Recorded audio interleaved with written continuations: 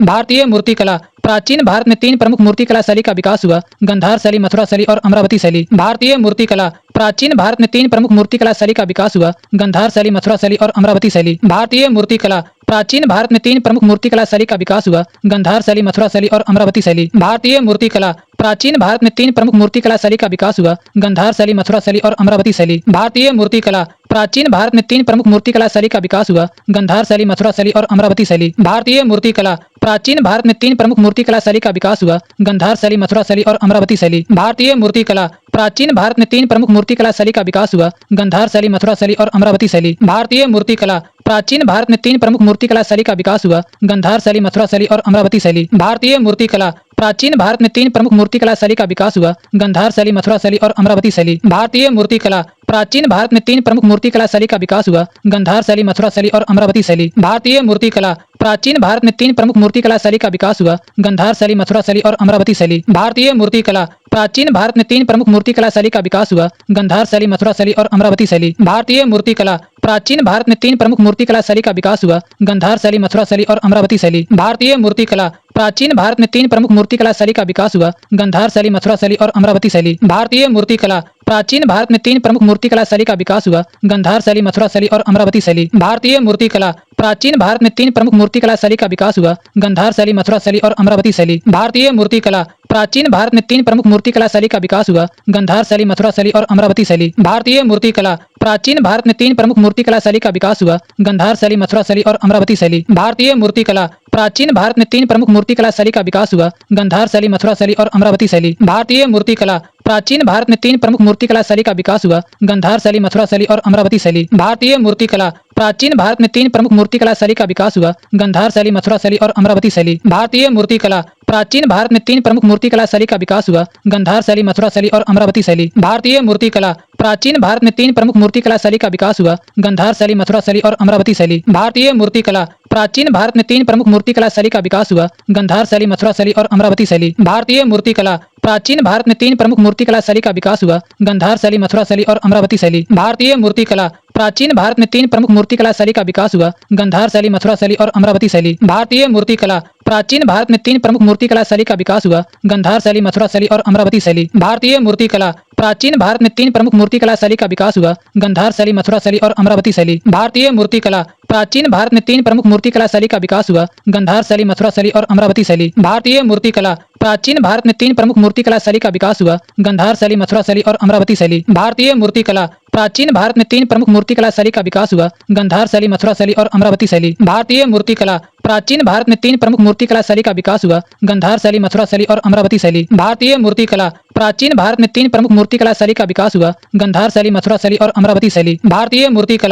प्राचीन भारत में तीन प्रमुख मूर्तिकला शैली का विकास हुआ: गांधार शैली, मथुरा शैली और अमरावती शैली। भारतीय मूर्तिकला। प्राचीन भारत में तीन प्रमुख मूर्तिकला शैली का विकास हुआ: गांधार शैली, मथुरा शैली और अमरावती शैली। भारतीय मूर्तिकला। प्राचीन भारत में तीन प्रमुख मूर्तिकला शैली का विकास हुआ: गांधार शैली, मथुरा शैली और अमरावती शैली। भारतीय मूर्तिकला। प्राचीन भारत में तीन प्रमुख मूर्तिकला शैली का विकास हुआ: गांधार शैली, मथुरा शैली और अमरावती शैली। भारतीय मूर्तिकला। प्राचीन भारत में तीन प्रमुख मूर्तिकला शैली का विकास हुआ: गांधार शैली, मथुरा शैली और अमरावती शैली। गांधार शैली का विकास भारत के पश्चिमोत्तर भाग में कुषाण शासकों के संरक्षण में हुआ।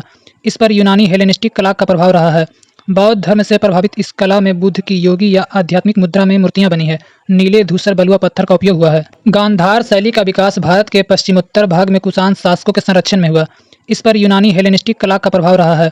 बौद्ध धर्म से प्रभावित इस कला में बुद्ध की योगी या आध्यात्मिक मुद्रा में मूर्तियां बनी है।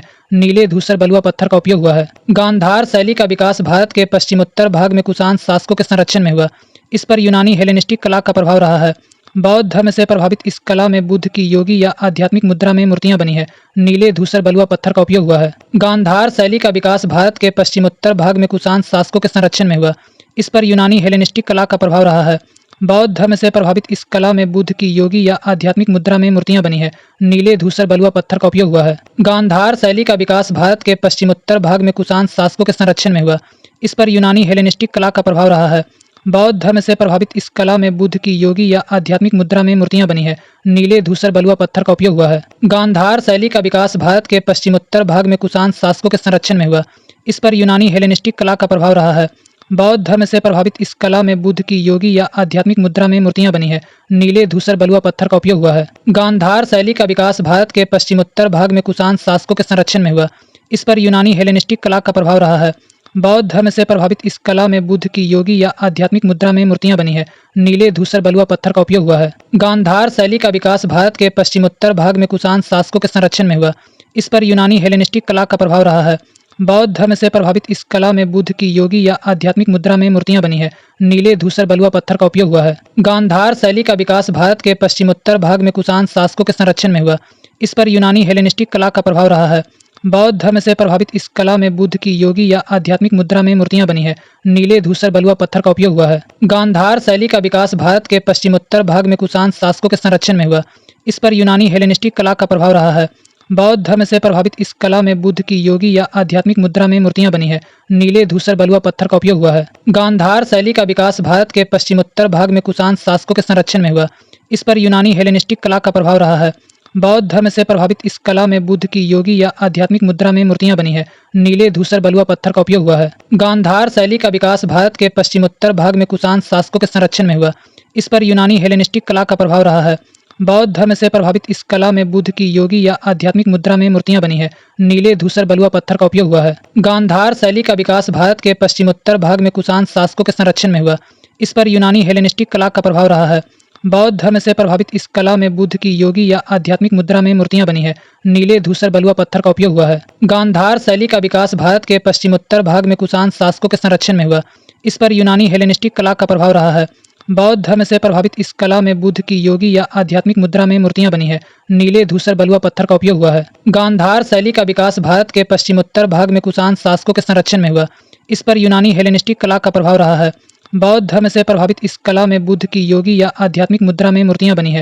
नीले, धूसर, बलुआ पत्थर का उपयोग हुआ है। गांधार शैली का विकास भारत के पश्चिमोत्तर भाग में कुषाण शासकों के संरक्षण में हुआ। इस पर यूनानी हेलेनिस्टिक कला का प्रभाव रहा है। बौद्ध धर्म से प्रभावित इस कला में बुद्ध की योगी या आध्यात्मिक मुद्रा में मूर्तियां बनी है। नीले, धूसर, बलुआ पत्थर का उपयोग हुआ है। गांधार शैली का विकास भारत के पश्चिमोत्तर भाग में कुषाण शासकों के संरक्षण में हुआ। इस पर यूनानी हेलेनिस्टिक कला का प्रभाव रहा है। बौद्ध धर्म से प्रभावित इस कला में बुद्ध की योगी या आध्यात्मिक मुद्रा में मूर्तियां बनी है। नीले, धूसर, बलुआ पत्थर का उपयोग हुआ है। गांधार शैली का विकास भारत के पश्चिमोत्तर भाग में कुषाण शासकों के संरक्षण में हुआ। इस पर यूनानी हेलेनिस्टिक कला का प्रभाव रहा है। बौद्ध धर्म से प्रभावित इस कला में बुद्ध की योगी या आध्यात्मिक मुद्रा में मूर्तियां बनी है। नीले, धूसर, बलुआ पत्थर का उपयोग हुआ है। गांधार शैली का विकास भारत के पश्चिमोत्तर भाग में कुषाण शासकों के संरक्षण में हुआ। इस पर यूनानी हेलेनिस्टिक कला का प्रभाव रहा है। बौद्ध धर्म से प्रभावित इस कला में बुद्ध की योगी या आध्यात्मिक मुद्रा में मूर्तियां बनी है। नीले, धूसर, बलुआ पत्थर का उपयोग हुआ है। गांधार शैली का विकास भारत के पश्चिमोत्तर भाग में कुषाण शासकों के संरक्षण में हुआ। इस पर यूनानी हेलेनिस्टिक कला का प्रभाव रहा है। बौद्ध धर्म से प्रभावित इस कला में बुद्ध की योगी या आध्यात्मिक मुद्रा में मूर्तियां बनी है। नीले, धूसर, बलुआ पत्थर का उपयोग हुआ है। गांधार शैली का विकास भारत के पश्चिमोत्तर भाग में कुषाण शासकों के संरक्षण में हुआ। इस पर यूनानी हेलेनिस्टिक कला का प्रभाव रहा है। बौद्ध धर्म से प्रभावित इस कला में बुद्ध की योगी या आध्यात्मिक मुद्रा में मूर्तियां बनी है। नीले, धूसर, बलुआ पत्थर का उपयोग हुआ है। गांधार शैली का विकास भारत के पश्चिमोत्तर भाग में कुषाण शासकों के संरक्षण में हुआ। इस पर यूनानी हेलेनिस्टिक कला का प्रभाव रहा है। बौद्ध धर्म से प्रभावित इस कला में बुद्ध की योगी या आध्यात्मिक मुद्रा में मूर्तियां बनी है। नीले, धूसर, बलुआ पत्थर का उपयोग हुआ है। गांधार शैली का विकास भारत के पश्चिमोत्तर भाग में कुषाण शासकों के संरक्षण में हुआ। इस पर यूनानी हेलेनिस्टिक कला का प्रभाव रहा है। बौद्ध धर्म से प्रभावित इस कला में बुद्ध की योगी या आध्यात्मिक मुद्रा में मूर्तियां बनी है। नीले, धूसर, बलुआ पत्थर का उपयोग हुआ है। गांधार शैली का विकास भारत के पश्चिमोत्तर भाग में कुषाण शासकों के संरक्षण में हुआ। इस पर यूनानी हेलेनिस्टिक कला का प्रभाव रहा है। बौद्ध धर्म से प्रभावित इस कला में बुद्ध की योगी या आध्यात्मिक मुद्रा में मूर्तियां बनी है। नीले, धूसर, बलुआ पत्थर का उपयोग हुआ है। गांधार शैली का विकास भारत के पश्चिमोत्तर भाग में कुषाण शासकों के संरक्षण में हुआ। इस पर यूनानी हेलेनिस्टिक कला का प्रभाव रहा है। बौद्ध धर्म से प्रभावित इस कला में बुद्ध की योगी या आध्यात्मिक मुद्रा में मूर्तियां बनी है। नीले, धूसर, बलुआ पत्थर का उपयोग हुआ है। गांधार शैली का विकास भारत के पश्चिमोत्तर भाग में कुषाण शासकों के संरक्षण में हुआ। इस पर यूनानी हेलेनिस्टिक कला का प्रभाव रहा है। बौद्ध धर्म से प्रभावित इस कला में बुद्ध की योगी या आध्यात्मिक मुद्रा में मूर्तियां बनी है। नीले, धूसर, बलुआ पत्थर का उपयोग हुआ है। गांधार शैली का विकास भारत के पश्चिमोत्तर भाग में कुषाण शासकों के संरक्षण में हुआ। इस पर यूनानी हेलेनिस्टिक कला का प्रभाव रहा है। बौद्ध धर्म से प्रभावित इस कला में बुद्ध की योगी या आध्यात्मिक मुद्रा में मूर्तियां बनी है। नीले, धूसर, बलुआ पत्थर का उपयोग हुआ है। गांधार शैली का विकास भारत के पश्चिमोत्तर भाग में कुषाण शासकों के संरक्षण में हुआ। इस पर यूनानी हेलेनिस्टिक कला का प्रभाव रहा है। बौद्ध धर्म से प्रभावित इस कला में बुद्ध की योगी या आध्यात्मिक मुद्रा में मूर्तियां बनी है। नीले, धूसर, बलुआ पत्थर का उपयोग हुआ है। गांधार शैली का विकास भारत के पश्चिमोत्तर भाग में कुषाण शासकों के संरक्षण में हुआ। इस पर यूनानी हेलेनिस्टिक कला का प्रभाव रहा है। बौद्ध धर्म से प्रभावित इस कला में बुद्ध की योगी या आध्यात्मिक मुद्रा में मूर्तियां बनी है। नीले, धूसर, बलुआ पत्थर का उपयोग हुआ है। गांधार शैली का विकास भारत के पश्चिमोत्तर भाग में कुषाण शासकों के संरक्षण में हुआ। इस पर यूनानी हेलेनिस्टिक कला का प्रभाव रहा है। बौद्ध धर्म से प्रभावित इस कला में बुद्ध की योगी या आध्यात्मिक मुद्रा में मूर्तियां बनी है। नीले, धूसर, बलुआ पत्थर का उपयोग हुआ है। गांधार शैली का विकास भारत के पश्चिमोत्तर भाग में कुषाण शासकों के संरक्षण में हुआ। इस पर यूनानी हेलेनिस्टिक कला का प्रभाव रहा है। बौद्ध धर्म से प्रभावित इस कला में बुद्ध की योगी या आध्यात्मिक मुद्रा में मूर्तियां बनी है। नीले, धूसर, बलुआ पत्थर का उपयोग हुआ है। गांधार शैली का विकास भारत के पश्चिमोत्तर भाग में कुषाण शासकों के संरक्षण में हुआ। इस पर यूनानी हेलेनिस्टिक कला का प्रभाव रहा है। बौद्ध धर्म से प्रभावित इस कला में बुद्ध की योगी या आध्यात्मिक मुद्रा में मूर्तियां बनी है। नीले, धूसर, बलुआ पत्थर का उपयोग हुआ है। गांधार शैली का विकास भारत के पश्चिमोत्तर भाग में कुषाण शासकों के संरक्षण में हुआ। इस पर यूनानी हेलेनिस्टिक कला का प्रभाव रहा है। बौद्ध धर्म से प्रभावित इस कला में बुद्ध की योगी या आध्यात्मिक मुद्रा में मूर्तियां बनी है। नीले, धूसर, बलुआ पत्थर का उपयोग हुआ है। गांधार शैली का विकास भारत के पश्चिमोत्तर भाग में कुषाण शासकों के संरक्षण में हुआ। इस पर यूनानी हेलेनिस्टिक कला का प्रभाव रहा है। बौद्ध धर्म से प्रभावित इस कला में बुद्ध की योगी या आध्यात्मिक मुद्रा में मूर्तियां बनी है। नीले, धूसर, बलुआ पत्थर का उपयोग हुआ है। गांधार शैली का विकास भारत के पश्चिमोत्तर भाग में कुषाण शासकों के संरक्षण में हुआ। इस पर यूनानी हेलेनिस्टिक कला का प्रभाव रहा है। बौद्ध धर्म से प्रभावित इस कला में बुद्ध की योगी या आध्यात्मिक मुद्रा में मूर्तियां बनी है। नीले, धूसर, बलुआ पत्थर का उपयोग हुआ है। गांधार शैली का विकास भारत के पश्चिमोत्तर भाग में कुषाण शासकों के संरक्षण में हुआ। इस पर यूनानी हेलेनिस्टिक कला का प्रभाव रहा है। बौद्ध धर्म से प्रभावित इस कला में बुद्ध की योगी या आध्यात्मिक मुद्रा में मूर्तियां बनी है। नीले, धूसर, बलुआ पत्थर का उपयोग हुआ है। गांधार शैली का विकास भारत के पश्चिमोत्तर भाग में कुषाण शासकों के संरक्षण में हुआ। इस पर यूनानी हेलेनिस्टिक कला का प्रभाव रहा है। बौद्ध धर्म से प्रभावित इस कला में बुद्ध की योगी या आध्यात्मिक मुद्रा में मूर्तियां बनी है। नीले, धूसर, बलुआ पत्थर का उपयोग हुआ है। गांधार शैली का विकास भारत के पश्चिमोत्तर भाग में कुषाण शासकों के संरक्षण में हुआ। इस पर यूनानी हेलेनिस्टिक कला का प्रभाव रहा है। बौद्ध धर्म से प्रभावित इस कला में बुद्ध की योगी या आध्यात्मिक मुद्रा में मूर्तियां बनी है। नीले, धूसर, बलुआ पत्थर का उपयोग हुआ है। गांधार शैली का विकास भारत के पश्चिमोत्तर भाग में कुषाण शासकों के संरक्षण में हुआ। इस पर यूनानी हेलेनिस्टिक कला का प्रभाव रहा है। बौद्ध धर्म से प्रभावित इस कला में बुद्ध की योगी या आध्यात्मिक मुद्रा में मूर्तियां बनी है। नीले, धूसर, बलुआ पत्थर का उपयोग हुआ है। गांधार शैली का विकास भारत के पश्चिमोत्तर भाग में कुषाण शासकों के संरक्षण में हुआ। इस पर यूनानी हेलेनिस्टिक कला का प्रभाव रहा है। बौद्ध धर्म से प्रभावित इस कला में बुद्ध की योगी या आध्यात्मिक मुद्रा में मूर्तियां बनी है। नीले, धूसर, बलुआ पत्थर का उपयोग हुआ है। गांधार शैली का विकास भारत के पश्चिमोत्तर भाग में कुषाण शासकों के संरक्षण में हुआ। इस पर यूनानी हेलेनिस्टिक कला का प्रभाव रहा है। बौद्ध धर्म से प्रभावित इस कला में बुद्ध की योगी या आध्यात्मिक मुद्रा में मूर्तियां बनी है। नीले, धूसर, बलुआ पत्थर का उपयोग हुआ है। गांधार शैली का विकास भारत के पश्चिमोत्तर भाग में कुषाण शासकों के संरक्षण में हुआ। इस पर यूनानी हेलेनिस्टिक कला का प्रभाव रहा है। बौद्ध धर्म से प्रभावित इस कला में बुद्ध की योगी या आध्यात्मिक मुद्रा में मूर्तियां बनी है। नीले, धूसर, बलुआ पत्थर का उपयोग हुआ है। गांधार शैली का विकास भारत के पश्चिमोत्तर भाग में कुषाण शासकों के संरक्षण में हुआ। इस पर यूनानी हेलेनिस्टिक कला का प्रभाव रहा है। बौद्ध धर्म से प्रभावित इस कला में बुद्ध की योगी या आध्यात्मिक मुद्रा में मूर्तियां बनी है। नीले, धूसर, बलुआ पत्थर का उपयोग हुआ है। मथुरा क्षेत्र में विकसित मथुरा शैली भी कुषाण शासकों के संरक्षण में विकसित हुई। इस पर बौद्ध, जैन, हिंदू तीनों का प्रभाव है। चित्तीदार लाल बलुआ पत्थर से बनी बुद्ध मूर्तियों में पद्मासन मुद्रा और सिर के पीछे आभा मंडल का प्रयोग हुआ है। इस शैली पर विदेशी प्रभाव नगण्य है। मथुरा क्षेत्र में विकसित मथुरा शैली भी कुषाण शासकों के संरक्षण में विकसित हुई। इस पर बौद्ध, जैन, हिंदू तीनों का प्रभाव है। चित्तीदार लाल बलुआ पत्थर से बनी बुद्ध मूर्तियों में पद्मासन मुद्रा और सिर के पीछे आभा मंडल का प्रयोग हुआ है। इस शैली पर विदेशी प्रभाव नगण्य है। मथुरा क्षेत्र में विकसित मथुरा शैली भी कुषाण शासकों के संरक्षण में विकसित हुई। इस पर बौद्ध, जैन, हिंदू तीनों का प्रभाव है। चित्तीदार लाल बलुआ पत्थर से बनी बुद्ध मूर्तियों में पद्मासन मुद्रा और सिर के पीछे आभा मंडल का प्रयोग हुआ है। इस शैली पर विदेशी प्रभाव नगण्य है। मथुरा क्षेत्र में विकसित मथुरा शैली भी कुषाण शासकों के संरक्षण में विकसित हुई। इस पर बौद्ध, जैन, हिंदू तीनों का प्रभाव है। चित्तीदार लाल बलुआ पत्थर से बनी बुद्ध मूर्तियों में पद्मासन मुद्रा और सिर के पीछे आभा मंडल का प्रयोग हुआ है। इस शैली पर विदेशी प्रभाव नगण्य है। मथुरा क्षेत्र में विकसित मथुरा शैली भी कुषाण शासकों के संरक्षण में विकसित हुई। इस पर बौद्ध, जैन, हिंदू तीनों का प्रभाव है। चित्तीदार लाल बलुआ पत्थर से बनी बुद्ध मूर्तियों में पद्मासन मुद्रा और सिर के पीछे आभा मंडल का प्रयोग हुआ है। इस शैली पर विदेशी प्रभाव नगण्य है। मथुरा क्षेत्र में विकसित मथुरा शैली भी कुषाण शासकों के संरक्षण में विकसित हुई। इस पर बौद्ध, जैन, हिंदू तीनों का प्रभाव है। चित्तीदार लाल बलुआ पत्थर से बनी बुद्ध मूर्तियों में पद्मासन मुद्रा और सिर के पीछे आभा मंडल का प्रयोग हुआ है। इस शैली पर विदेशी प्रभाव नगण्य है। मथुरा क्षेत्र में विकसित मथुरा शैली भी कुषाण शासकों के संरक्षण में विकसित हुई। इस पर बौद्ध, जैन, हिंदू तीनों का प्रभाव है। चित्तीदार लाल बलुआ पत्थर से बनी बुद्ध मूर्तियों में पद्मासन मुद्रा और सिर के पीछे आभा मंडल का प्रयोग हुआ है। इस शैली पर विदेशी प्रभाव नगण्य है। मथुरा क्षेत्र में विकसित मथुरा शैली भी कुषाण शासकों के संरक्षण में विकसित हुई। इस पर बौद्ध, जैन, हिंदू तीनों का प्रभाव है। चित्तीदार लाल बलुआ पत्थर से बनी बुद्ध मूर्तियों में पद्मासन मुद्रा और सिर के पीछे आभा मंडल का प्रयोग हुआ है। इस शैली पर विदेशी प्रभाव नगण्य है। मथुरा क्षेत्र में विकसित मथुरा शैली भी कुषाण शासकों के संरक्षण में विकसित हुई।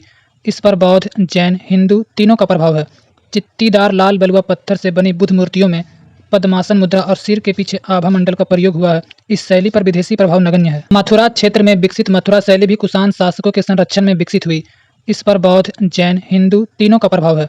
चित्तीदार लाल बलुआ पत्थर से बनी बुद्ध मूर्तियों में पद्मासन मुद्रा और सिर के पीछे आभा मंडल का प्रयोग हुआ है। इस शैली पर विदेशी प्रभाव नगण्य है। मथुरा क्षेत्र में विकसित मथुरा शैली भी कुषाण शासकों के संरक्षण में विकसित हुई। इस पर बौद्ध, जैन, हिंदू तीनों का प्रभाव है। चित्तीदार लाल बलुआ पत्थर से बनी बुद्ध मूर्तियों में पद्मासन मुद्रा और सिर के पीछे आभा मंडल का प्रयोग हुआ है। इस शैली पर विदेशी प्रभाव नगण्य है। मथुरा क्षेत्र में विकसित मथुरा शैली भी कुषाण शासकों के संरक्षण में विकसित हुई। इस पर बौद्ध, जैन, हिंदू तीनों का प्रभाव है। चित्तीदार लाल बलुआ पत्थर से बनी बुद्ध मूर्तियों में पद्मासन मुद्रा और सिर के पीछे आभा मंडल का प्रयोग हुआ है। इस शैली पर विदेशी प्रभाव नगण्य है। मथुरा क्षेत्र में विकसित मथुरा शैली भी कुषाण शासकों के संरक्षण में विकसित हुई। इस पर बौद्ध, जैन, हिंदू तीनों का प्रभाव है। चित्तीदार लाल बलुआ पत्थर से बनी बुद्ध मूर्तियों में पद्मासन मुद्रा और सिर के पीछे आभा मंडल का प्रयोग हुआ है। इस शैली पर विदेशी प्रभाव नगण्य है। मथुरा क्षेत्र में विकसित मथुरा शैली भी कुषाण शासकों के संरक्षण में विकसित हुई। इस पर बौद्ध, जैन, हिंदू तीनों का प्रभाव है। चित्तीदार लाल बलुआ पत्थर से बनी बुद्ध मूर्तियों में पद्मासन मुद्रा और सिर के पीछे आभा मंडल का प्रयोग हुआ है। इस शैली पर विदेशी प्रभाव नगण्य है। मथुरा क्षेत्र में विकसित मथुरा शैली भी कुषाण शासकों के संरक्षण में विकसित हुई। इस पर बौद्ध, जैन, हिंदू तीनों का प्रभाव है। चित्तीदार लाल बलुआ पत्थर से बनी बुद्ध मूर्तियों में पद्मासन मुद्रा और सिर के पीछे आभा मंडल का प्रयोग हुआ है। इस शैली पर विदेशी प्रभाव नगण्य है। मथुरा क्षेत्र में विकसित मथुरा शैली भी कुषाण शासकों के संरक्षण में विकसित हुई। इस पर बौद्ध, जैन, हिंदू तीनों का प्रभाव है। चित्तीदार लाल बलुआ पत्थर से बनी बुद्ध मूर्तियों में पद्मासन मुद्रा और सिर के पीछे आभा मंडल का प्रयोग हुआ है। इस शैली पर विदेशी प्रभाव नगण्य है। मथुरा क्षेत्र में विकसित मथुरा शैली भी कुषाण शासकों के संरक्षण में विकसित हुई। इस पर बौद्ध, जैन, हिंदू तीनों का प्रभाव है। चित्तीदार लाल बलुआ पत्थर से बनी बुद्ध मूर्तियों में पद्मासन मुद्रा और सिर के पीछे आभा मंडल का प्रयोग हुआ है। इस शैली पर विदेशी प्रभाव नगण्य है। मथुरा क्षेत्र में विकसित मथुरा शैली भी कुषाण शासकों के संरक्षण में विकसित हुई। इस पर बौद्ध, जैन, हिंदू तीनों का प्रभाव है। चित्तीदार लाल बलुआ पत्थर से बनी बुद्ध मूर्तियों में पद्मासन मुद्रा और सिर के पीछे आभा मंडल का प्रयोग हुआ है। इस शैली पर विदेशी प्रभाव नगण्य है। मथुरा क्षेत्र में विकसित मथुरा शैली भी कुषाण शासकों के संरक्षण में विकसित हुई। इस पर बौद्ध, जैन, हिंदू तीनों का प्रभाव है। चित्तीदार लाल बलुआ पत्थर से बनी बुद्ध मूर्तियों में पद्मासन मुद्रा और सिर के पीछे आभा मंडल का प्रयोग हुआ है। इस शैली पर विदेशी प्रभाव नगण्य है। मथुरा क्षेत्र में विकसित मथुरा शैली भी कुषाण शासकों के संरक्षण में विकसित हुई। इस पर बौद्ध, जैन, हिंदू तीनों का प्रभाव है। चित्तीदार लाल बलुआ पत्थर से बनी बुद्ध मूर्तियों में पद्मासन मुद्रा और सिर के पीछे आभा मंडल का प्रयोग हुआ है। इस शैली पर विदेशी प्रभाव नगण्य है। मथुरा क्षेत्र में विकसित मथुरा शैली भी कुषाण शासकों के संरक्षण में विकसित हुई। इस पर बौद्ध, जैन, हिंदू तीनों का प्रभाव है। चित्तीदार लाल बलुआ पत्थर से बनी बुद्ध मूर्तियों में पद्मासन मुद्रा और सिर के पीछे आभा मंडल का प्रयोग हुआ है। इस शैली पर विदेशी प्रभाव नगण्य है। मथुरा क्षेत्र में विकसित मथुरा शैली भी कुषाण शासकों के संरक्षण में विकसित हुई। इस पर बौद्ध, जैन, हिंदू तीनों का प्रभाव है।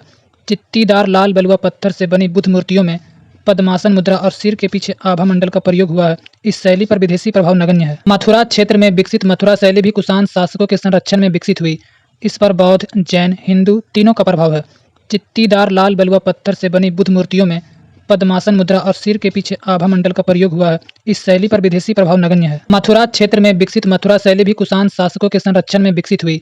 इस पर बौद्ध, जैन, हिंदू तीनों का प्रभाव है। चित्तीदार लाल बलुआ पत्थर से बनी बुद्ध मूर्तियों में पद्मासन मुद्रा और सिर के पीछे आभा मंडल का प्रयोग हुआ है। इस शैली पर विदेशी प्रभाव नगण्य है। मथुरा क्षेत्र में विकसित मथुरा शैली भी कुषाण शासकों के संरक्षण में विकसित हुई। इस पर बौद्ध, जैन, हिंदू तीनों का प्रभाव है। चित्तीदार लाल बलुआ पत्थर से बनी बुद्ध मूर्तियों में पद्मासन मुद्रा और सिर के पीछे आभा मंडल का प्रयोग हुआ है। इस शैली पर विदेशी प्रभाव नगण्य है। मथुरा क्षेत्र में विकसित मथुरा शैली भी कुषाण शासकों के संरक्षण में विकसित हुई। इस पर बौद्ध, जैन, हिंदू तीनों का प्रभाव है।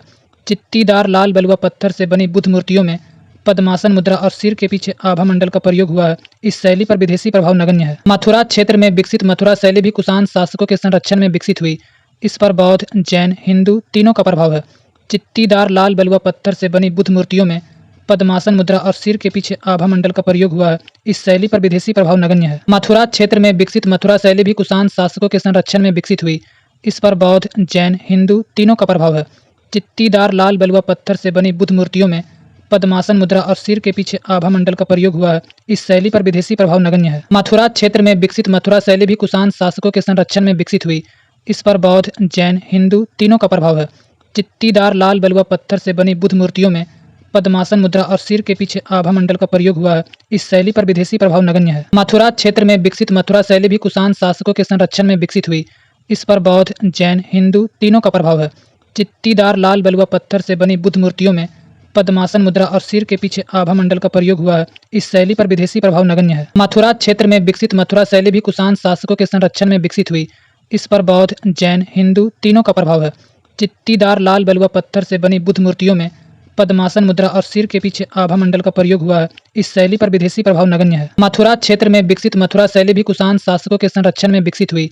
इस पर बौद्ध, जैन, हिंदू तीनों का प्रभाव है। चित्तीदार लाल बलुआ पत्थर से बनी बुद्ध मूर्तियों में पद्मासन मुद्रा और सिर के पीछे आभा मंडल का प्रयोग हुआ है। इस शैली पर विदेशी प्रभाव नगण्य है। मथुरा क्षेत्र में विकसित मथुरा शैली भी कुषाण शासकों के संरक्षण में विकसित हुई। इस पर बौद्ध, जैन, हिंदू तीनों का प्रभाव है। चित्तीदार लाल बलुआ पत्थर से बनी बुद्ध मूर्तियों में पद्मासन मुद्रा और सिर के पीछे आभा मंडल का प्रयोग हुआ है। इस शैली पर विदेशी प्रभाव नगण्य है। मथुरा क्षेत्र में विकसित मथुरा शैली भी कुषाण शासकों के संरक्षण में विकसित हुई। इस पर बौद्ध, जैन, हिंदू तीनों का प्रभाव है। चित्तीदार लाल बलुआ पत्थर से बनी बुद्ध मूर्तियों में पद्मासन मुद्रा और सिर के पीछे आभा मंडल का प्रयोग हुआ है। इस शैली पर विदेशी प्रभाव नगण्य है। मथुरा क्षेत्र में विकसित मथुरा शैली भी कुषाण शासकों के संरक्षण में विकसित हुई। इस पर बौद्ध, जैन, हिंदू तीनों का प्रभाव है। चित्तीदार लाल बलुआ पत्थर से बनी बुद्ध मूर्तियों में पद्मासन मुद्रा और सिर के पीछे आभा मंडल का प्रयोग हुआ है। इस शैली पर विदेशी प्रभाव नगण्य है। मथुरा क्षेत्र में विकसित मथुरा शैली भी कुषाण शासकों के संरक्षण में विकसित हुई। इस पर बौद्ध, जैन, हिंदू तीनों का प्रभाव है। चित्तीदार लाल बलुआ पत्थर से बनी बुद्ध मूर्तियों में पद्मासन मुद्रा और सिर के पीछे आभा मंडल का प्रयोग हुआ है। इस शैली पर विदेशी प्रभाव नगण्य है। मथुरा क्षेत्र में विकसित मथुरा शैली भी कुषाण शासकों के संरक्षण में विकसित हुई। इस पर बौद्ध, जैन, हिंदू तीनों का प्रभाव है।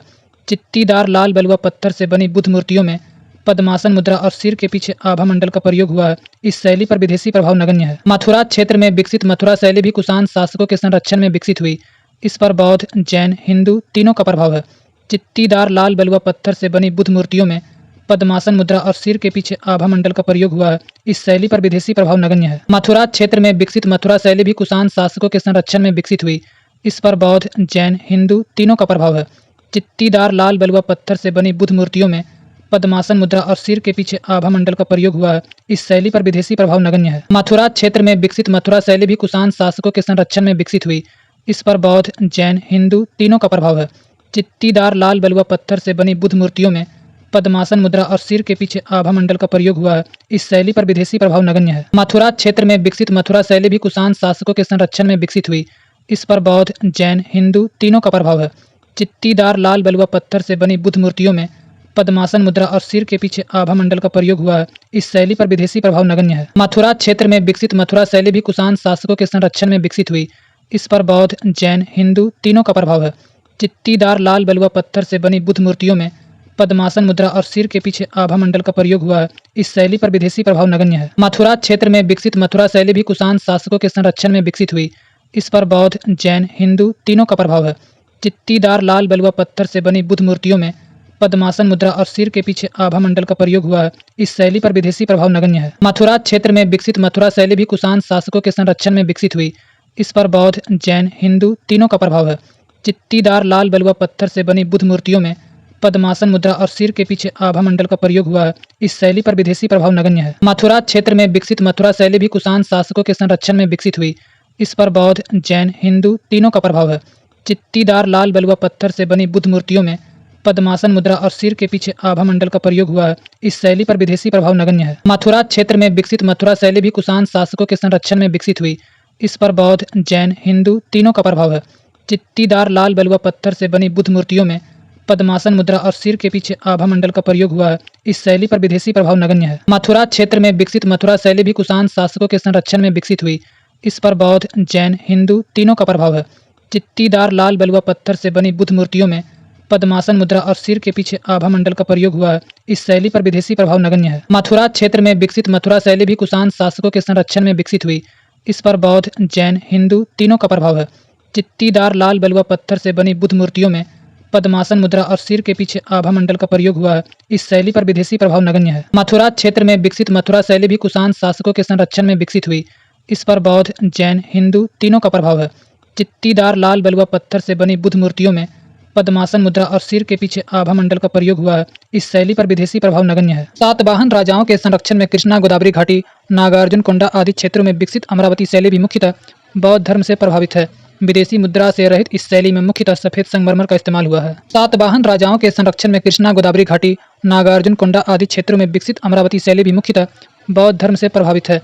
विदेशी मुद्रा से रहित इस शैली में मुख्यतः सफेद संगमरमर का इस्तेमाल हुआ है। सातवाहन राजाओं के संरक्षण में कृष्णा गोदावरी घाटी, नागार्जुन कोंडा आदि क्षेत्रों में विकसित अमरावती शैली भी मुख्यतः बौद्ध धर्म से प्रभावित है। विदेशी मुद्रा से रहित इस शैली में मुख्यतः सफेद संगमरमर का इस्तेमाल हुआ है। सातवाहन राजाओं के संरक्षण में कृष्णा गोदावरी घाटी, नागार्जुन कोंडा आदि क्षेत्रों में विकसित अमरावती शैली भी मुख्यतः बौद्ध धर्म से प्रभावित है। विदेशी मुद्रा से रहित इस शैली में मुख्यतः सफेद संगमरमर का इस्तेमाल हुआ है। सातवाहन राजाओं के संरक्षण में कृष्णा गोदावरी घाटी, नागार्जुन कोंडा आदि क्षेत्रों में विकसित अमरावती शैली भी मुख्यतः बौद्ध धर्म से प्रभावित है। विदेशी मुद्रा से रहित इस शैली में मुख्यतः सफेद संगमरमर का इस्तेमाल हुआ है। सातवाहन राजाओं के संरक्षण में कृष्णा गोदावरी घाटी, नागार्जुन कोंडा आदि क्षेत्रों में विकसित अमरावती शैली भी मुख्यतः बौद्ध धर्म से प्रभावित है। विदेशी मुद्रा से रहित इस शैली में मुख्यतः सफेद संगमरमर का इस्तेमाल हुआ है। सातवाहन राजाओं के संरक्षण में कृष्णा गोदावरी घाटी, नागार्जुन कोंडा आदि क्षेत्रों में विकसित अमरावती शैली भी मुख्यतः बौद्ध धर्म से प्रभावित है। विदेशी मुद्रा से रहित इस शैली में मुख्यतः सफेद संगमरमर का इस्तेमाल हुआ है। सातवाहन राजाओं के संरक्षण में कृष्णा गोदावरी घाटी, नागार्जुन कोंडा आदि क्षेत्रों में विकसित अमरावती शैली भी मुख्यतः बौद्ध धर्म से प्रभावित है। विदेशी मुद्रा से रहित इस शैली में मुख्यतः सफेद संगमरमर का इस्तेमाल हुआ है। सातवाहन राजाओं के संरक्षण में कृष्णा गोदावरी घाटी, नागार्जुन कोंडा आदि क्षेत्रों में विकसित अमरावती शैली भी मुख्यतः बौद्ध धर्म से प्रभावित है। विदेशी मुद्रा से रहित इस शैली में मुख्यतः सफेद संगमरमर का इस्तेमाल हुआ है। सातवाहन राजाओं के संरक्षण में कृष्णा गोदावरी घाटी, नागार्जुन कोंडा आदि क्षेत्रों में विकसित अमरावती शैली भी मुख्यतः बौद्ध धर्म से प्रभावित है। विदेशी मुद्रा से रहित इस शैली में मुख्यतः सफेद संगमरमर का इस्तेमाल हुआ है। सातवाहन राजाओं के संरक्षण में कृष्णा गोदावरी घाटी, नागार्जुन कोंडा आदि क्षेत्रों में विकसित अमरावती शैली भी मुख्यतः बौद्ध धर्म से प्रभावित है। विदेशी मुद्रा से रहित इस शैली में मुख्यतः सफेद संगमरमर का इस्तेमाल हुआ है। सातवाहन राजाओं के संरक्षण में कृष्णा गोदावरी घाटी, नागार्जुन कोंडा आदि क्षेत्रों में विकसित अमरावती शैली भी मुख्यतः बौद्ध धर्म से प्रभावित है। विदेशी मुद्रा से रहित इस शैली में मुख्यतः सफेद संगमरमर का इस्तेमाल हुआ है। सातवाहन राजाओं के संरक्षण में कृष्णा गोदावरी घाटी, नागार्जुन कोंडा आदि क्षेत्रों में विकसित अमरावती शैली भी मुख्यतः बौद्ध धर्म से प्रभावित है। विदेशी मुद्रा से रहित इस शैली में मुख्यतः सफेद संगमरमर का इस्तेमाल हुआ है। सातवाहन राजाओं के संरक्षण में कृष्णा गोदावरी घाटी, नागार्जुन कोंडा आदि क्षेत्रों में विकसित अमरावती शैली भी मुख्यतः बौद्ध धर्म से प्रभावित है। विदेशी मुद्रा से रहित इस शैली में मुख्यतः सफेद संगमरमर का इस्तेमाल हुआ है। सातवाहन राजाओं के संरक्षण में कृष्णा गोदावरी घाटी, नागार्जुन कोंडा आदि क्षेत्रों में विकसित अमरावती शैली भी मुख्यतः बौद्ध धर्म से प्रभावित है। विदेशी मुद्रा से रहित इस शैली में मुख्यतः सफेद संगमरमर का इस्तेमाल हुआ है। सातवाहन राजाओं के संरक्षण में कृष्णा गोदावरी घाटी, नागार्जुन कोंडा आदि क्षेत्रों में विकसित अमरावती शैली भी मुख्यतः बौद्ध धर्म से प्रभावित है। विदेशी मुद्रा से रहित इस शैली में मुख्यतः सफेद संगमरमर का इस्तेमाल हुआ है। सातवाहन राजाओं के संरक्षण में कृष्णा गोदावरी घाटी, नागार्जुन कोंडा आदि क्षेत्रों में विकसित अमरावती शैली भी मुख्यतः बौद्ध धर्म से प्रभावित है। विदेशी मुद्रा से रहित इस शैली में मुख्यतः सफेद संगमरमर का इस्तेमाल हुआ है। सातवाहन राजाओं के संरक्षण में कृष्णा गोदावरी घाटी, नागार्जुन कोंडा आदि क्षेत्रों में विकसित अमरावती शैली भी मुख्यतः बौद्ध धर्म से प्रभावित है।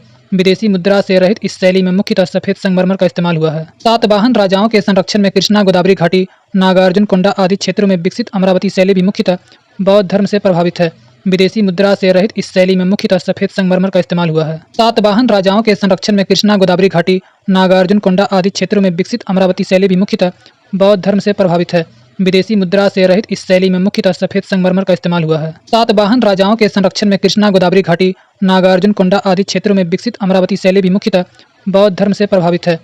विदेशी मुद्रा से रहित इस शैली में मुख्यतः सफेद संगमरमर का इस्तेमाल हुआ है। सातवाहन राजाओं के संरक्षण में कृष्णा गोदावरी घाटी, नागार्जुन कोंडा आदि क्षेत्रों में विकसित अमरावती शैली भी मुख्यतः बौद्ध धर्म से प्रभावित है।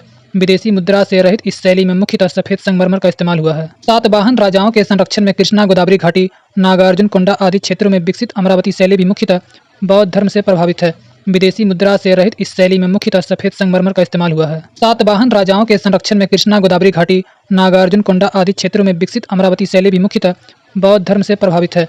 विदेशी मुद्रा से रहित इस शैली में मुख्यतः सफेद संगमरमर का इस्तेमाल हुआ है। सातवाहन राजाओं के संरक्षण में कृष्णा गोदावरी घाटी, नागार्जुन कोंडा आदि क्षेत्रों में विकसित अमरावती शैली भी मुख्यतः बौद्ध धर्म से प्रभावित है।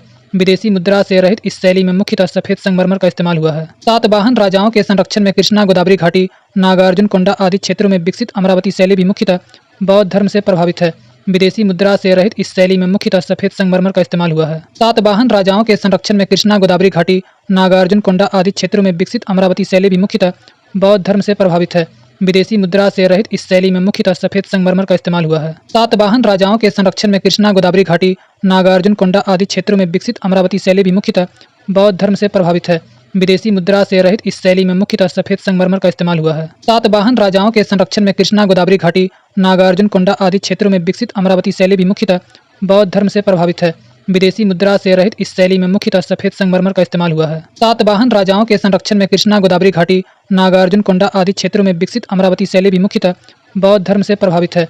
विदेशी मुद्रा से रहित इस शैली में मुख्यतः सफेद संगमरमर का इस्तेमाल हुआ है। सातवाहन राजाओं के संरक्षण में कृष्णा गोदावरी घाटी, नागार्जुन कोंडा आदि क्षेत्रों में विकसित अमरावती शैली भी मुख्यतः बौद्ध धर्म से प्रभावित है। विदेशी मुद्रा से रहित इस शैली में मुख्यतः सफेद संगमरमर का इस्तेमाल हुआ है। सातवाहन राजाओं के संरक्षण में कृष्णा गोदावरी घाटी, नागार्जुन कोंडा आदि क्षेत्रों में विकसित अमरावती शैली भी मुख्यतः बौद्ध धर्म से प्रभावित है। विदेशी मुद्रा से रहित इस शैली में मुख्यतः सफेद संगमरमर का इस्तेमाल हुआ है। सातवाहन राजाओं के संरक्षण में कृष्णा गोदावरी घाटी, नागार्जुन कोंडा आदि क्षेत्रों में विकसित अमरावती शैली भी मुख्यतः बौद्ध धर्म से प्रभावित है। विदेशी मुद्रा से रहित इस शैली में मुख्यतः सफेद संगमरमर का इस्तेमाल हुआ है। सातवाहन राजाओं के संरक्षण में कृष्णा गोदावरी घाटी, नागार्जुन कोंडा आदि क्षेत्रों में विकसित अमरावती शैली भी मुख्यतः बौद्ध धर्म से प्रभावित है। विदेशी मुद्रा से रहित इस शैली में मुख्यतः सफेद संगमरमर का इस्तेमाल हुआ है। सातवाहन राजाओं के संरक्षण में कृष्णा गोदावरी घाटी, नागार्जुन कोंडा आदि क्षेत्रों में विकसित अमरावती शैली भी मुख्यतः बौद्ध धर्म से प्रभावित है। विदेशी मुद्रा से रहित इस शैली में मुख्यतः सफेद संगमरमर का इस्तेमाल हुआ है। सातवाहन राजाओं के संरक्षण में कृष्णा गोदावरी घाटी, नागार्जुन कोंडा आदि क्षेत्रों में विकसित अमरावती शैली भी मुख्यतः बौद्ध धर्म से प्रभावित है। विदेशी मुद्रा से रहित इस शैली में मुख्यतः सफेद संगमरमर का इस्तेमाल हुआ है। सातवाहन राजाओं के संरक्षण में कृष्णा गोदावरी घाटी, नागार्जुन कोंडा आदि क्षेत्रों में विकसित अमरावती शैली भी मुख्यतः बौद्ध धर्म से प्रभावित है। विदेशी मुद्रा से रहित इस शैली में मुख्यतः सफेद संगमरमर का इस्तेमाल हुआ है। सातवाहन राजाओं के संरक्षण में कृष्णा गोदावरी घाटी, नागार्जुन कोंडा आदि क्षेत्रों में विकसित अमरावती शैली भी मुख्यतः बौद्ध धर्म से प्रभावित है। विदेशी मुद्रा से रहित इस शैली में मुख्यतः सफेद संगमरमर का इस्तेमाल हुआ है। सातवाहन राजाओं के संरक्षण में कृष्णा गोदावरी घाटी, नागार्जुन कोंडा आदि क्षेत्रों में विकसित अमरावती शैली भी मुख्यतः बौद्ध धर्म से प्रभावित है। विदेशी मुद्रा से रहित इस शैली में मुख्यतः सफेद संगमरमर का इस्तेमाल हुआ है। सातवाहन राजाओं के संरक्षण में कृष्णा गोदावरी घाटी, नागार्जुन कोंडा आदि क्षेत्रों में विकसित अमरावती शैली भी मुख्यतः बौद्ध धर्म से प्रभावित है। विदेशी मुद्रा से रहित इस शैली में मुख्यतः सफेद संगमरमर का इस्तेमाल हुआ है। सातवाहन राजाओं के संरक्षण में कृष्णा गोदावरी घाटी, नागार्जुन कोंडा आदि क्षेत्रों में विकसित अमरावती शैली भी मुख्यतः बौद्ध धर्म से प्रभावित है। विदेशी मुद्रा से रहित इस शैली में मुख्यतः सफेद संगमरमर का इस्तेमाल हुआ है। सातवाहन राजाओं के संरक्षण में कृष्णा गोदावरी घाटी, नागार्जुन कोंडा आदि क्षेत्रों में विकसित अमरावती शैली भी मुख्यतः बौद्ध धर्म से प्रभावित है। विदेशी मुद्रा से रहित इस शैली में मुख्यतः सफेद संगमरमर का इस्तेमाल हुआ है। सातवाहन राजाओं के संरक्षण में कृष्णा गोदावरी घाटी, नागार्जुन कोंडा आदि क्षेत्रों में विकसित अमरावती शैली भी मुख्यतः बौद्ध धर्म से प्रभावित है। विदेशी मुद्रा से रहित इस शैली में मुख्यतः सफेद संगमरमर का इस्तेमाल हुआ है। सातवाहन राजाओं के संरक्षण में कृष्णा गोदावरी घाटी, नागार्जुन कोंडा आदि क्षेत्रों में विकसित अमरावती शैली भी मुख्यतः बौद्ध धर्म से प्रभावित है। विदेशी मुद्रा से रहित इस शैली में मुख्यतः सफेद संगमरमर का इस्तेमाल हुआ है। सातवाहन राजाओं के संरक्षण में कृष्णा गोदावरी घाटी, नागार्जुन कोंडा आदि क्षेत्रों में विकसित अमरावती शैली भी मुख्यतः बौद्ध धर्म से प्रभावित है। विदेशी मुद्रा से रहित इस शैली में मुख्यतः सफेद संगमरमर का इस्तेमाल हुआ है। सातवाहन राजाओं के संरक्षण में कृष्णा गोदावरी घाटी, नागार्जुन कोंडा आदि क्षेत्रों में विकसित अमरावती शैली भी मुख्यतः बौद्ध धर्म से प्रभावित है। विदेशी मुद्रा से रहित इस शैली में मुख्यतः सफेद संगमरमर का इस्तेमाल हुआ है। सातवाहन राजाओं के संरक्षण में कृष्णा गोदावरी घाटी, नागार्जुन कोंडा आदि क्षेत्रों में विकसित अमरावती शैली भी मुख्यतः बौद्ध धर्म से प्रभावित है। विदेशी मुद्रा से रहित इस शैली में मुख्यतः सफेद संगमरमर का इस्तेमाल हुआ है। सातवाहन राजाओं के संरक्षण में कृष्णा गोदावरी घाटी, नागार्जुन कोंडा आदि क्षेत्रों में विकसित अमरावती शैली भी मुख्यतः बौद्ध धर्म से प्रभावित है। विदेशी मुद्रा से रहित इस शैली में मुख्यतः सफेद संगमरमर का इस्तेमाल हुआ है। सातवाहन राजाओं के संरक्षण में कृष्णा गोदावरी घाटी, नागार्जुन कोंडा आदि क्षेत्रों में विकसित अमरावती शैली भी मुख्यतः बौद्ध धर्म से प्रभावित है। विदेशी मुद्रा से रहित इस शैली में मुख्यतः सफेद संगमरमर का इस्तेमाल हुआ है। चोल युगीन मूर्तियों में नटराज की कांस्य प्रतिमा सर्वोत्कृष्ट है। गोमतेश्वर मूर्ति गंग वंश से संबंधित मंत्री चामुंडराय ने पूर्व मध्य काल में श्रवणबेलगोला कर्नाटक में प्रथम तीर्थंकर के पुत्र बाहुबली की सबसे भव्य और शानदार मूर्ति बनवाई, जिसे गोमतेश्वर मूर्ति कहते हैं। चोल युगीन मूर्तियों में नटराज की कांस्य प्रतिमा सर्वोत्कृष्ट है। गोमतेश्वर मूर्ति गंग वंश से संबंधित मंत्री चामुंडराय ने पूर्व मध्य काल में श्रवणबेलगोला कर्नाटक में प्रथम तीर्थंकर के पुत्र बाहुबली की सबसे भव्य और शानदार मूर्ति बनवाई, जिसे गोमतेश्वर मूर्ति कहते हैं। चोल युगीन मूर्तियों में नटराज की कांस्य प्रतिमा सर्वोत्कृष्ट है। गोमतेश्वर मूर्ति गंग वंश से संबंधित मंत्री चामुंडराय ने पूर्व मध्य काल में श्रवणबेलगोला कर्नाटक में प्रथम तीर्थंकर के पुत्र बाहुबली की सबसे भव्य और शानदार मूर्ति बनवाई, जिसे गुप्तेश्वर मूर्ति कहते हैं। चोल युगीन मूर्तियों में नटराज की कांस्य प्रतिमा सर्वोत्कृष्ट है। गुप्तेश्वर मूर्ति गंग वंश से संबंधित मंत्री चामुंड राय ने पूर्व मध्य काल में श्रवणबेलगोला कर्नाटक में प्रथम तीर्थंकर के पुत्र बाहुबली की सबसे भव्य और शानदार मूर्ति बनवाई, जिसे गुप्तेश्वर मूर्ति कहते हैं। चोल युगीन मूर्तियों में नटराज की कांस्य प्रतिमा सर्वोत्कृष्ट है। गुप्तेश्वर मूर्ति गंग वंश से संबंधित मंत्री चामुंड राय ने पूर्व मध्य काल में श्रवणबेलगोला कर्नाटक में प्रथम तीर्थंकर के पुत्र बाहुबली की सबसे भव्य और शानदार मूर्ति बनवाई, जिसे गुप्तेश्वर मूर्ति कहते हैं। चोल युगीन मूर्तियों में नटराज की कांस्य प्रतिमा सर्वोत्कृष्ट है। गुप्तेश्वर मूर्ति गंग वंश से संबंधित मंत्री चामुंड राय ने पूर्व मध्य काल में श्रवणबेलगोला कर्नाटक में प्रथम तीर्थंकर के पुत्र बाहुबली की सबसे भव्य और शानदार मूर्ति बनवाई, जिसे गुप्तेश्वर मूर्ति कहते हैं। चोल युगीन मूर्तियों में नटराज की कांस्य प्रतिमा सर्वोत्कृष्ट है। गुप्तेश्वर मूर्ति गंग वंश से संबंधित मंत्री चामुंड राय ने पूर्व मध्य काल में श्रवणबेलगोला कर्नाटक में प्रथम तीर्थंकर के पुत्र बाहुबली की सबसे भव्य और शानदार मूर्ति बनवाई, जिसे गुप्तेश्वर मूर्ति कहते हैं। चोल युगीन मूर्तियों में नटराज की कांस्य प्रतिमा सर्वोत्कृष्ट है। गुप्तेश्वर मूर्ति गंग वंश से संबंधित मंत्री चामुंड राय ने पूर्व मध्य काल में श्रवणबेलगोला कर्नाटक में प्रथम तीर्थंकर के पुत्र बाहुबली की सबसे भव्य और शानदार मूर्ति बनवाई, जिसे गुप्तेश्वर मूर्ति कहते हैं। चोल युगीन मूर्तियों में नटराज की कांस्य प्रतिमा सर्वोत्कृष्ट है। गुप्तेश्वर मूर्ति गंग वंश से संबंधित मंत्री चामुंड राय ने पूर्व मध्य काल में श्रवणबेलगोला कर्नाटक में प्रथम तीर्थंकर के पुत्र बाहुबली की सबसे भव्य और शानदार मूर्ति बनवाई, जिसे गुप्तेश्वर मूर्ति कहते हैं। चोल युगीन मूर्तियों में नटराज की कांस्य प्रतिमा सर्वोत्कृष्ट है। गुप्तेश्वर मूर्ति गंग वंश से संबंधित मंत्री चामुंड राय ने पूर्व मध्य काल में श्रवणबेलगोला कर्नाटक में प्रथम तीर्थंकर के पुत्र बाहुबली की सबसे भव्य और शानदार मूर्ति बनवाई, जिसे गुप्तेश्वर मूर्ति कहते हैं। चोल युगीन मूर्तियों में नटराज की कांस्य प्रतिमा सर्वोत्कृष्ट है। गुप्तेश्वर मूर्ति गंग वंश से संबंधित मंत्री चामुंड राय ने पूर्व मध्य काल में श्रवणबेलगोला कर्नाटक में प्रथम तीर्थंकर के पुत्र बाहुबली की सबसे भव्य और शानदार मूर्ति बनवाई, जिसे गुप्तेश्वर मूर्ति कहते हैं। चोल युगीन मूर्तियों में नटराज की कांस्य प्रतिमा सर्वोत्कृष्ट है।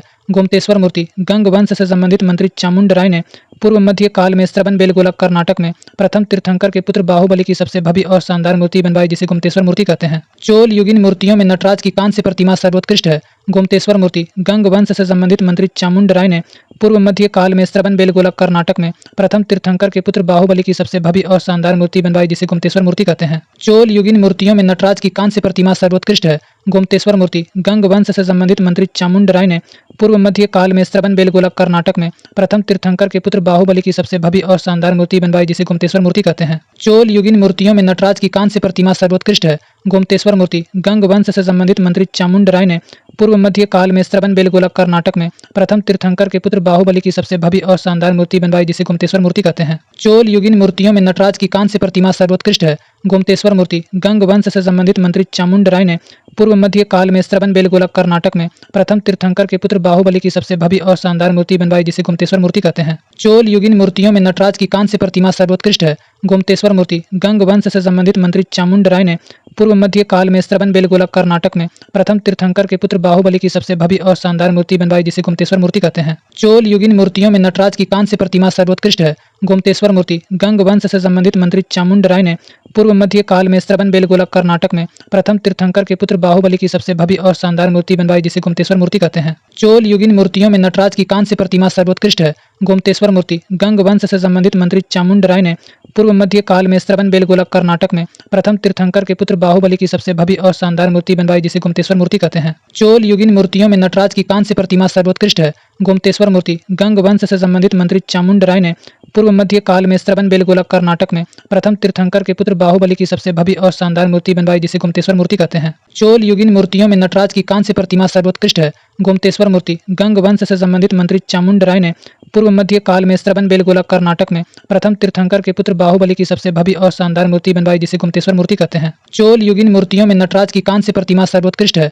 गुप्तेश्वर मूर्ति गंग वंश से संबंधित मंत्री चामुंड राय ने पूर्व मध्य काल में श्रवणबेलगोला कर्नाटक में प्रथम तीर्थंकर के पुत्र बाहुबली की सबसे भव्य और शानदार मूर्ति बनवाई, जिसे गुप्तेश्वर मूर्ति कहते हैं। चोल युगीन मूर्तियों में नटराज की कांस्य प्रतिमा सर्वोत्कृष्ट है। गुप्तेश्वर मूर्ति गंग वंश से संबंधित मंत्री चामुंड राय ने पूर्व मध्य काल में श्रवणबेलगोला कर्नाटक में प्रथम तीर्थंकर के पुत्र बाहुबली की सबसे भव्य और शानदार मूर्ति बनवाई, जिसे गुप्तेश्वर मूर्ति कहते हैं। चोल युगीन मूर्तियों में नटराज की कांस्य प्रतिमा सर्वोत्कृष्ट है। गुप्तेश्वर मूर्ति गंग वंश से संबंधित मंत्री चामुंड राय ने पूर्व मध्य काल में श्रवणबेलगोला कर्नाटक में प्रथम तीर्थंकर के पुत्र बाहुबली की सबसे भव्य और शानदार मूर्ति बनवाई, जिसे गुप्तेश्वर मूर्ति कहते हैं। चोल युगीन मूर्तियों में नटराज की कांस्य प्रतिमा सर्वोत्कृष्ट है। गुप्तेश्वर मूर्ति गंग वंश से संबंधित मंत्री चामुंड राय ने पूर्व मध्य काल में श्रवण बेलगोला कर्नाटक में प्रथम तीर्थंकर के पुत्र बाहुबली की सबसे भव्य और शानदार मूर्ति बनवाई, जिसे गुमतेश्वर मूर्ति कहते हैं। चोल युगीन मूर्तियों में नटराज की कांस्य प्रतिमा सर्वोत्कृष्ट है। गोमतेश्वर मूर्ति गंग वंश से संबंधित मंत्री चामुंड राय ने पूर्व मध्य काल में श्रवण बेलगोला कर्नाटक में प्रथम तीर्थंकर के पुत्र बाहुबली की सबसे भव्य और शानदार मूर्ति बनवाई, जिसे गुमतेश्वर मूर्ति कहते हैं।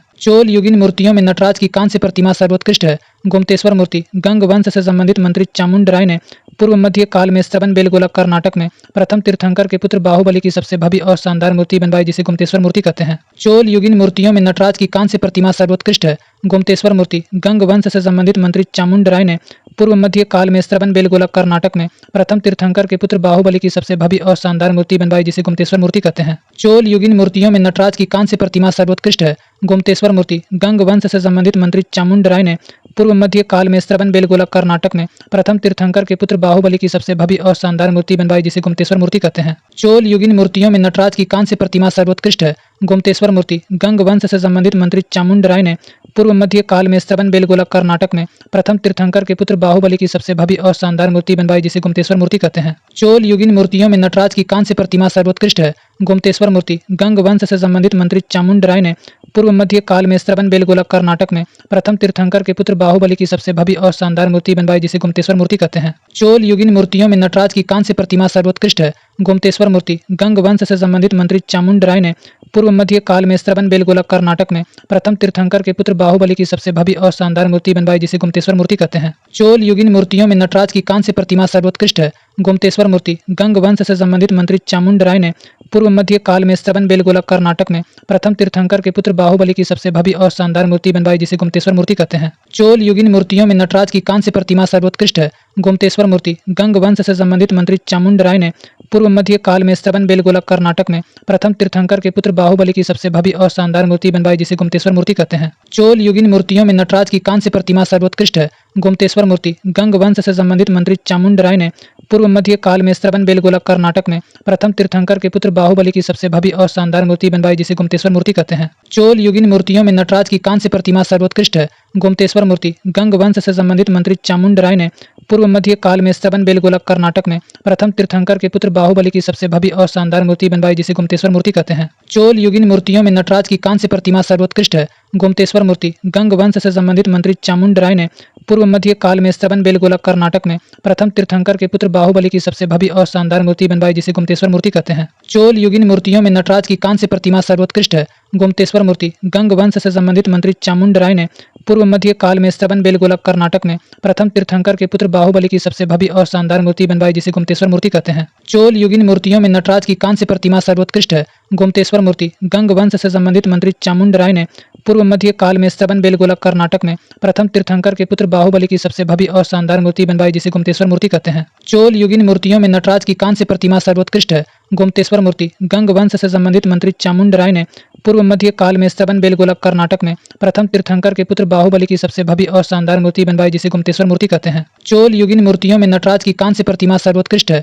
गोमतेश्वर मूर्ति गंग वंश से संबंधित मंत्री चामुंड राय ने पूर्व मध्य काल में श्रवण बेलगोला कर्नाटक में प्रथम तीर्थंकर के पुत्र बाहुबली की सबसे भव्य और शानदार मूर्ति बनवाई, जिसे गुमतेश्वर मूर्ति कहते हैं। चोल युगीन मूर्तियों में नटराज की कांस्य प्रतिमा सर्वोत्कृष्ट है। गोमतेश्वर मूर्ति गंग वंश से संबंधित मंत्री चामुंड राय ने पूर्व मध्य काल में श्रवण बेलगोला कर्नाटक में प्रथम तीर्थंकर के पुत्र बाहुबली की सबसे भव्य और शानदार मूर्ति बनवाई, जिसे गुमतेश्वर मूर्ति कहते हैं। भारतीय चित्रकला के प्राचीनतम नमूने भीमबेटका की गुफाओं में रायसेन मध्य प्रदेश में मिलते हैं, जो पूरा पाषाण काल के हैं। हड़प्पा कालीन चित्रकला में ज्यामितीय आरेखनों के अलावा मानव, पशु पक्षियों, वनस्पतियों आदि का चित्रांकन भी मिलता है। भारतीय चित्रकला के प्राचीनतम नमूने भीमबेटका की गुफाओं में रायसेन मध्य प्रदेश में मिलते हैं, जो पूरा पाषाण काल के हैं। हड़प्पा कालीन चित्रकला में ज्यामितीय आरेखनों के अलावा मानव, पशु पक्षियों, वनस्पतियों आदि का चित्रांकन भी मिलता है। भारतीय चित्रकला के प्राचीनतम नमूने भीमबेटका की गुफाओं में रायसेन मध्य प्रदेश में मिलते हैं, जो पूरा पाषाण काल के हैं। हड़प्पा कालीन चित्रकला में ज्यामितीय आरेखनों के अलावा मानव, पशु पक्षियों, वनस्पतियों आदि का चित्रांकन भी मिलता है। भारतीय चित्रकला के प्राचीनतम नमूने भीमबेटका की गुफाओं में रायसेन मध्य प्रदेश में मिलते हैं, जो पूरा पाषाण काल के हैं। हड़प्पा कालीन चित्रकला में ज्यामितीय आरेखनों के अलावा मानव, पशु पक्षियों, वनस्पतियों आदि का चित्रांकन भी मिलता है। भारतीय चित्रकला के प्राचीनतम नमूने भीमबेटका की गुफाओं में रायसेन मध्य प्रदेश में मिलते हैं, जो पूरा पाषाण काल के हैं। हड़प्पा कालीन चित्रकला में ज्यामितीय आरेखनों के अलावा मानव, पशु पक्षियों, वनस्पतियों आदि का चित्रांकन भी मिलता है। भारतीय चित्रकला के प्राचीनतम नमूने भीमबेटका की गुफाओं में रायसेन, मध्य प्रदेश में मिलते हैं, जो पूरा पाषाण काल के हैं। हड़प्पा कालीन चित्रकला में ज्यामितीय आरेखनों के अलावा मानव, पशु पक्षियों, वनस्पतियों आदि का चित्रांकन भी मिलता है। भारतीय चित्रकला के प्राचीनतम नमूने भीमबेटका की गुफाओं में रायसेन, मध्य प्रदेश में मिलते हैं, जो पूरा पाषाण काल के हैं। हड़प्पा कालीन चित्रकला में ज्यामितीय आरेखनों के अलावा मानव, पशु पक्षियों, वनस्पतियों आदि का चित्रांकन भी मिलता है। भारतीय चित्रकला के प्राचीनतम नमूने भीमबेटका की गुफाओं में रायसेन, मध्य प्रदेश में मिलते हैं, जो पूरा पाषाण काल के हैं।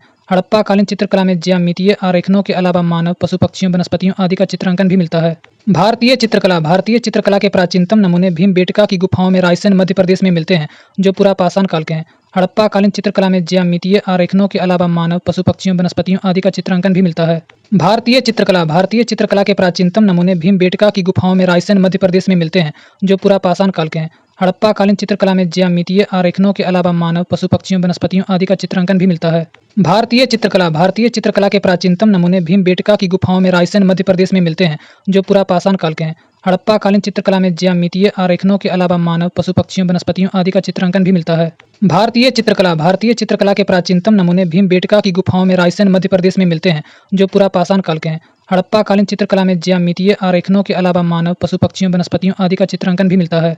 भारतीय चित्रकला के प्राचीनतम नमूने भीमबेटका की गुफाओं में रायसेन, मध्य प्रदेश में मिलते हैं, जो पूरा पाषाण काल के हैं। हड़प्पा कालीन चित्रकला में ज्यामितीय आरेखनों के अलावा मानव, पशु पक्षियों, वनस्पतियों आदि का चित्रांकन भी मिलता है। भारतीय चित्रकला के प्राचीनतम नमूने भीमबेटका की गुफाओं में रायसेन, मध्य प्रदेश में मिलते हैं, जो पूरा पाषाण काल के हैं। हड़प्पा कालीन चित्रकला में ज्यामितीय आरेखनों के अलावा मानव, पशु पक्षियों, वनस्पतियों आदि का चित्रांकन भी मिलता है। भारतीय चित्रकला के प्राचीनतम नमूने भीमबेटका की गुफाओं में रायसेन, मध्य प्रदेश में मिलते हैं, जो पूरा पाषाण काल के हैं। हड़प्पा कालीन चित्रकला में ज्यामितीय आरेखनों के अलावा मानव, पशु पक्षियों, वनस्पतियों आदि का चित्रांकन भी मिलता है। भारतीय चित्रकला के प्राचीनतम नमूने भीमबेटका की गुफाओं में रायसेन, मध्य प्रदेश में मिलते हैं, जो पूरा पाषाण काल के हैं। हड़प्पा कालीन चित्रकला में ज्यामितीय आरेखनों के अलावा मानव, पशु पक्षियों, वनस्पतियों आदि का चित्रांकन भी मिलता है।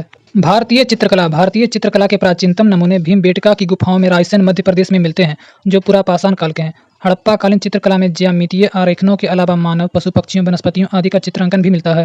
भारतीय चित्रकला के प्राचीनतम नमूने भीमबेटका की गुफाओं में रायसेन, मध्य प्रदेश में मिलते हैं, जो पूरा पाषाण काल के हैं। हड़प्पा कालीन चित्रकला में ज्यामितीय आरेखनों के अलावा मानव, पशु पक्षियों, वनस्पतियों आदि का चित्रांकन भी मिलता है। भारतीय चित्रकला के प्राचीनतम नमूने भीमबेटका की गुफाओं में रायसेन, मध्य प्रदेश में मिलते हैं, जो पूरा पाषाण काल के हैं। हड़प्पा कालीन चित्रकला में ज्यामितीय आरेखनों के अलावा मानव, पशु पक्षियों, वनस्पतियों आदि का चित्रांकन भी मिलता है। भारतीय चित्रकला के प्राचीनतम नमूने भीमबेटका की गुफाओं में रायसेन, मध्य प्रदेश में मिलते हैं, जो पूरा पाषाण काल के हैं। हड़प्पा कालीन चित्रकला में ज्यामितीय आरेखनों के अलावा मानव, पशु पक्षियों, वनस्पतियों आदि का चित्रांकन भी मिलता है। भारतीय चित्रकला के प्राचीनतम नमूने भीमबेटका की गुफाओं में रायसेन, मध्य प्रदेश में मिलते हैं, जो पूरा पाषाण काल के हैं। हड़प्पा कालीन चित्रकला में ज्यामितीय आरेखनों के अलावा मानव, पशु पक्षियों, वनस्पतियों आदि का चित्रांकन भी मिलता है। भारतीय चित्रकला के प्राचीनतम नमूने भीमबेटका की गुफाओं में रायसेन, मध्य प्रदेश में मिलते हैं, जो पूरा पाषाण काल के हैं।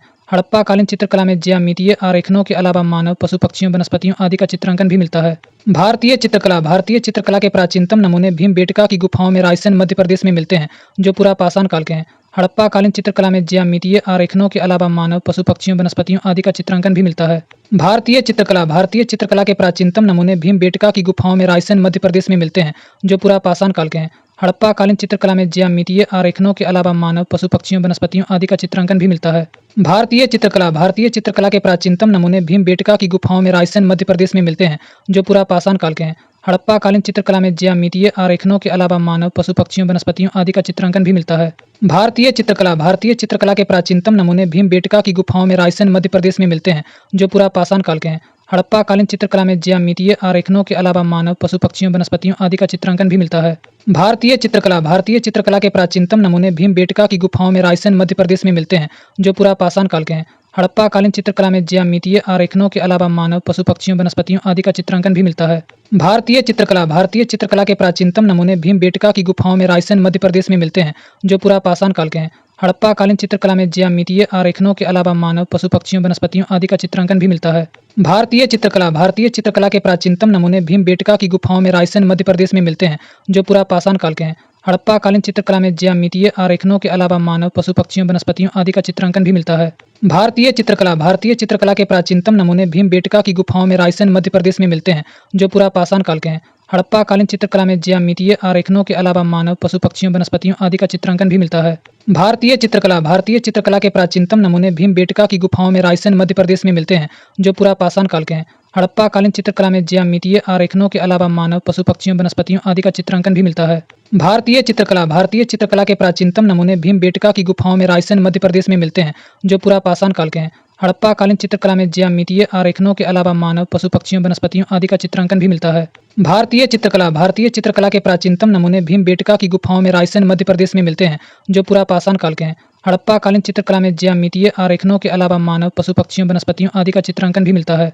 भारतीय चित्रकला के प्राचीनतम नमूने भीमबेटका की गुफाओं में रायसेन मध्य प्रदेश में मिलते हैं, जो पूरा पाषाण काल के हैं। हड़प्पा कालीन चित्रकला में ज्यामितीय आरेखनों के अलावा मानव, पशु पक्षियों, वनस्पतियों आदि का चित्रांकन भी मिलता है। भारतीय चित्रकला के प्राचीनतम नमूने भीमबेटका की गुफाओं में रायसेन मध्य प्रदेश में मिलते हैं, जो पूरा पाषाण काल के हैं। हड़प्पा कालीन चित्रकला में ज्यामितीय आरेखनों के अलावा मानव, पशु पक्षियों, वनस्पतियों आदि का चित्रांकन भी मिलता है। भारतीय चित्रकला के प्राचीनतम नमूने भीमबेटका की गुफाओं में रायसेन मध्य प्रदेश में मिलते हैं, जो पूरा पाषाण काल के हैं। हड़प्पा कालीन चित्रकला में ज्यामितीय आरेखनों के अलावा मानव, पशु पक्षियों, वनस्पतियों आदि का चित्रांकन भी मिलता है। भारतीय चित्रकला के प्राचीनतम नमूने भीमबेटका की गुफाओं में रायसेन मध्य प्रदेश में मिलते हैं, जो पूरा पाषाण काल के हैं। हड़प्पा कालीन चित्रकला में ज्यामितीय आरेखनों के अलावा मानव, पशु पक्षियों, वनस्पतियों आदि का चित्रांकन भी मिलता है।